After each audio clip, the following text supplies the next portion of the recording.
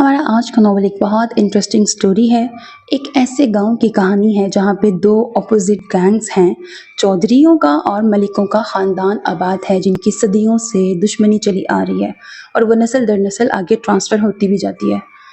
Heroine CSS का exam clear करके collector की उसको जॉब मिली है और उसकी पोस्टिंग उसी गांव में हो गई है जहां पे ये दो अपोजिट पार्टीज़ मौजूद हैं। यहाँ गुंडागर्दी, लड़ाई, कत्ल बहुत आम है। एक और पॉइंट ये है कि जो चौधरियों का ख़ानदान है वहाँ से हीरो है चौधरी शहाब नाम से, और जो मलिकों का ख़ानदान है जो हीरो के भी दुश्मन है, प्लस वो हीरोइन के ददयाल का ख़ानदान है। और वो ऐसा ददयाल है जो हीरोइन और उसकी मदर को भी पसंद नहीं करते, वो इनको भी मरवाना चाहते हैं। अब हीरोइन की पोस्टिंग उसी गांव में हो गई है जहां ऑलरेडी उसके दुश्मन मौजूद हैं, प्लस वो दुश्मन हीरो के भी दुश्मन है। समझ आ गई ना सारी बात।